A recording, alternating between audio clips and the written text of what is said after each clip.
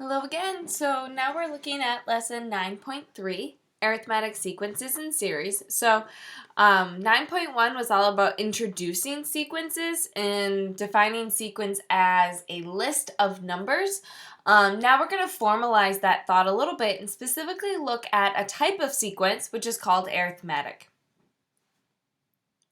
And in case you're wondering, it says, I'm too full for dinner because square root of negative 1 is I, 2 to the power 3 is 8, and this sigma, which we're going to talk about today, stands for the word sum, and then we have pi. I ate some pie. All right, our objectives for today. We're going to define arithmetic and summation notation. We're going to find the indicated terms of an arithmetic sequence. And we're going to find the sum of arithmetic series. So we have a couple new words we're looking at, arithmetic being one of them and series being another. But hopefully by the end of this lesson, you'll begin to feel a little bit more comfortable with it. So first up, let's define what is an arithmetic sequence. Well, it's a sequence in which its successive terms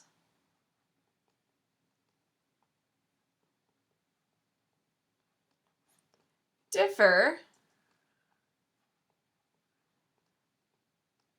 by the same number.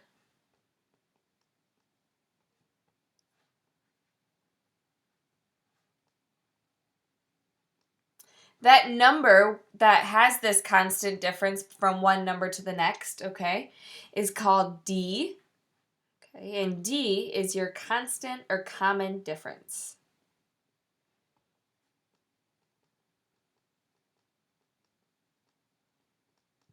This is very comparable to a linear function. So in 9.1, we talked about numbers.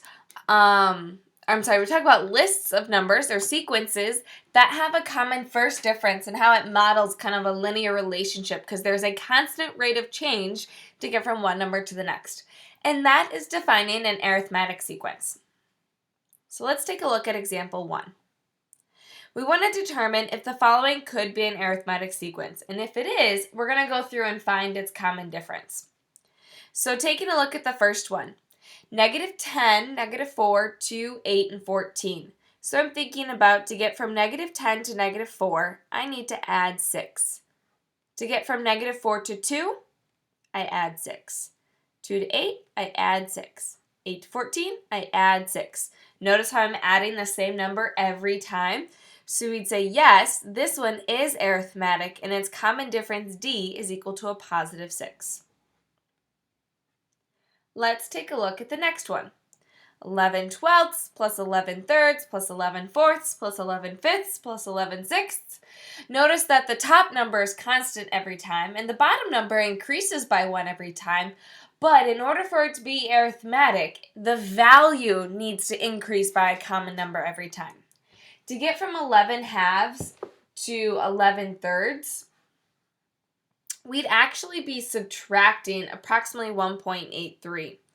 To get from 11 thirds to 11 fourths, we would be subtracting approximately 0.916. And right off the bat, it's not the same number, so this is not arithmetic. We would say no. And last, negative 2 to negative 5 is subtracting 3. Negative 5 to negative 11 is subtracting 6. Not the same number right off the bat, so we're going to say no again. Let's take a look at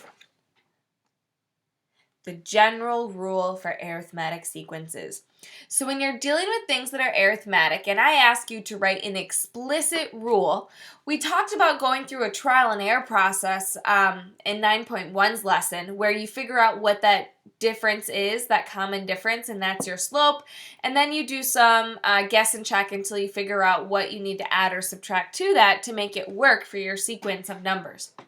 Well, there's a little bit more formal way of doing it, if you will, by using this general rule that will work for anything that's arithmetic. And so this is what it looks like. Remember, a sub n is your next number, or the number you're looking for.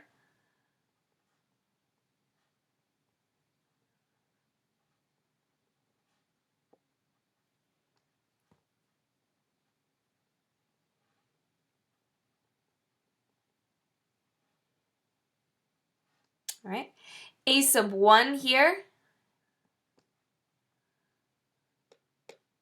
is referring to your first number in the sequence. N is referring to that term number that you're looking for.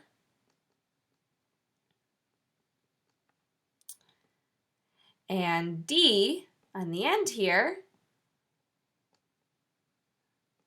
is referring to the common difference.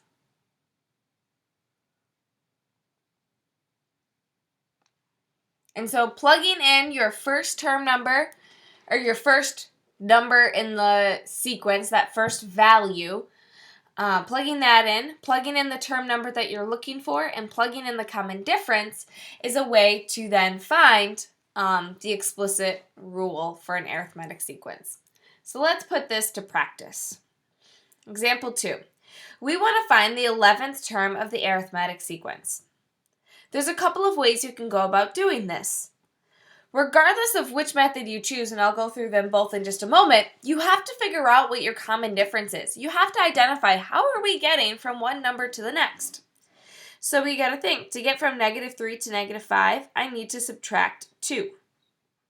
To get from -5 to -7, I need to subtract 2. And -7 to -9, I need to subtract 2.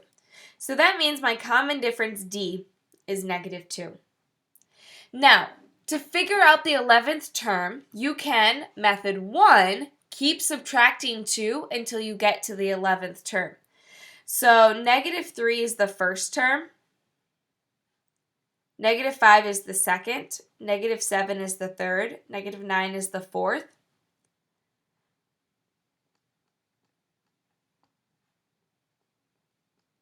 So you could keep that going and find the 5th, then 6th, then 7th, then 8th, then 9th, then 10th, and then the 11th term, and then you would have your answer. So you could keep subtracting 2 every time. It's a little time consuming, but it does work. Another method you could use to find the 11th term is we could remember that in order to write an explicit rule, we have this general formula or rule we can use to write an explicit rule for anything that's arithmetic. A sub n equals a sub 1 plus n minus 1. Oops, sorry, my writing's a little messy there. Let's do that again. And then it's times d. And so we can use this, plug in all of our values, all of our information to then find this 11th term. So I want to walk you through that process. We already know what our common difference D is for the variable D in the formula above. A sub 1 is the first value in your sequence here, which is -3. So if we were to write a general rule for this arithmetic sequence that will allow us to find any term, it would look like as follows. A sub n equals -3 plus n minus 1 times the common difference, which is -2. So this is a generic rule or formula or equation, if you will, that would allow us to find any term within this arithmetic sequence, leaving it just as is. Can you simplify this? Yes, but you don't have to. Next, let's actually find the term number that the question is asking us. So let's use it. We want to find the 11th term. So my value of n then is going to be 11 because that's the term number I'm looking for. Well, using our order of operations, we need to do things inside the parentheses first. 11 minus 1 is 10. Then we need to do our multiplication to get -20 here. -3 plus -20 is -23. So that means our 11th term in this sequence is negative 23. And you would have been able to find the same answer just by subtracting negative 2, or by subtracting 2 every time and making your way down to the 11th number. And that's fine as well.